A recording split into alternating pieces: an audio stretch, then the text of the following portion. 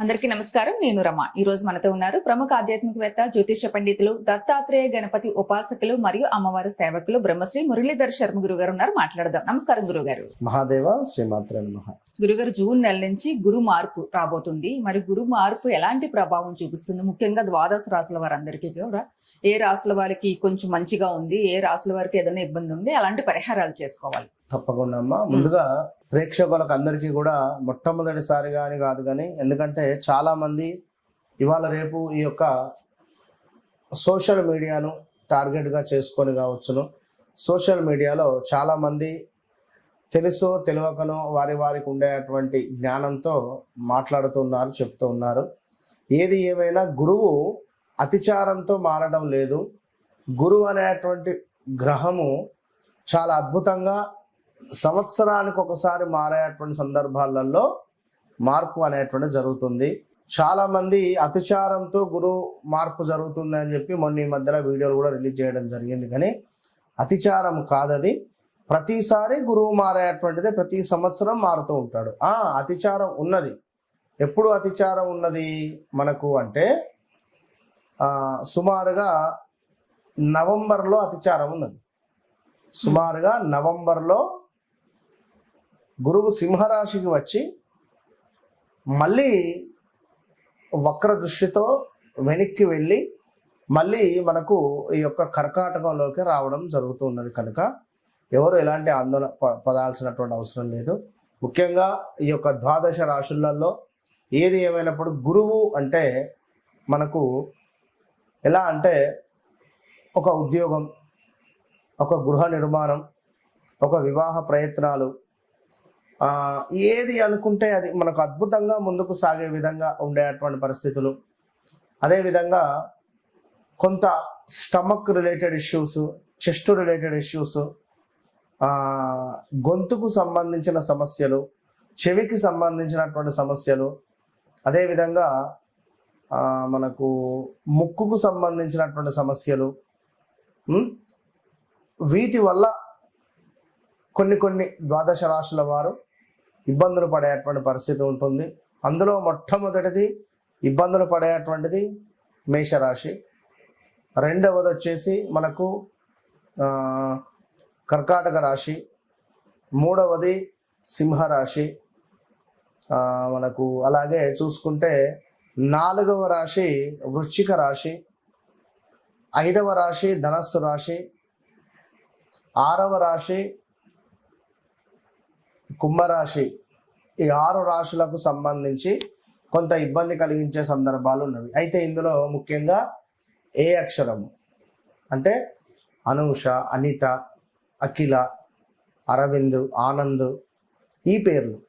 రెండవ అక్షరము లక్ష్మణు, లక్ష్మి, లలిత, లలిత్. ఆల్రెడీ వీరికి సుమారుగా ఒక 10 నెలల నుండి వ్యవస్థ బాగాలేదు. మినిమం ఒక 8 నుండి 10 నెలల నుండి వీరికైతే ఎలాగూ బాగాలేదు. అది ఎవరు ఏమిటి అనేది వారికి వారే క్వశ్చన్ వేసుకొని చూసుకోండి, నేను చెప్పింది సత్యమా కాదా అని. రెండో విషయం ఏమిటి మనకు చూసుకుంటే వా, వి, ఊ, వే అక్షరాలు కూడా బాగాలేదు. వసంతు, వంశీ, వరుణు, వినయ్, ప్రదేశ మార్పులు, స్థానచలనాలు, గొడవలు, మనీ రిలేటెడ్ ఇష్యూస్, అప్పులు చేయడాలు, నమ్మిన వారి నుండి మోసం పోవడాలు, ఇలాంటివి సిచ్యువేషన్స్ ఫేస్ చేసిన సందర్భాలు ఉన్నవి ఫేస్ చేస్తుంది. రెండవది హెచ్ అక్షరం వారు జాగ్రత్తగా ఉండండి. వీరు ఆల్రెడీ 2022, 23, 24 ఇబ్బందులు ఎదుర్కొన్నారు. ఇక నెక్స్ట్ సింహరాశి. మా, మీ, మూమే, ఎం అక్షరము, టీ అక్షరము. వీరికి కొంతమేర ఇబ్బంది కలిగించే పరిస్థితి ఉన్నది. ఇప్పుడు చూసుకుంటే తమిళ్ విజయ్ సంబంధించి పేరు రీత్యా తనకు వృషభ రాశి రావడం జరుగుతుంది. వృషభానికి ఇప్పుడు విపరీతమైన గురుబలం ఉండడం ద్వారా అద్భుతమైనటువంటి యోగం వచ్చింది. అదేవిధంగా మా, మీ, మూమే మమతా బెనర్జీ.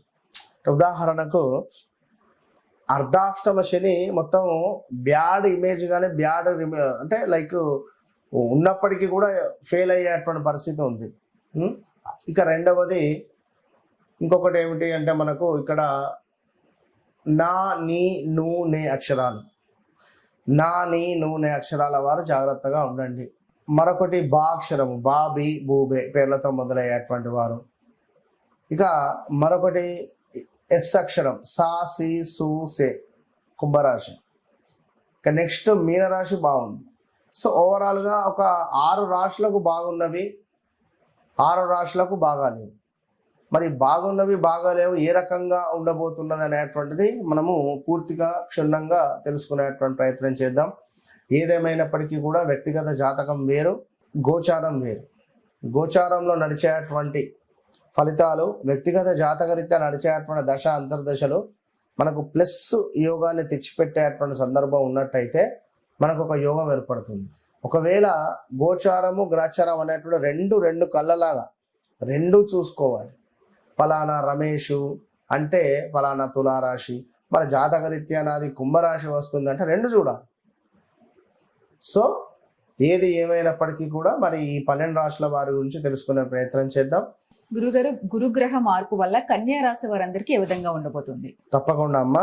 కన్యా రాశి వారికి ముఖ్యంగా చూసుకుంటే 2022 ఆగస్టు నుండి 2023, 24, 25 గడిచిన 3 సంవత్సరాలలో విపరీతమైనటువంటి కాళ్ళ నొప్పులు కానీ, హెల్త్ ఇష్యూస్ కావచ్చును, భార్యపై భర్తకు కానీ, భర్తపై భార్యకు కానీ కొంత అనుమానాస్పదమైనటువంటి సందర్భాలు అంటే ఆ విధమైనటువంటి సిచ్యువేషన్స్ జరిగినటువంటి సందర్భం.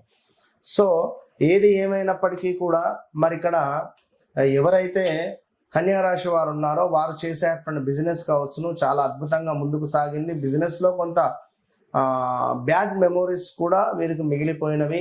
తండ్రి లేని సంబంధాలు రావడం కావచ్చును, ఏ సంబంధం వచ్చినా కూడా నచ్చకపోవడం కావచ్చును, అమ్మాయి కానీ అబ్బాయి కానీ తర్వాత చేసుకుంటా అనడం కావచ్చును. అదేవిధంగా కొంతమేర లవ్ మ్యారేజెస్ చేసుకుంటాను అని చెప్పి ఇంట్లో చెప్పడం కావచ్చును.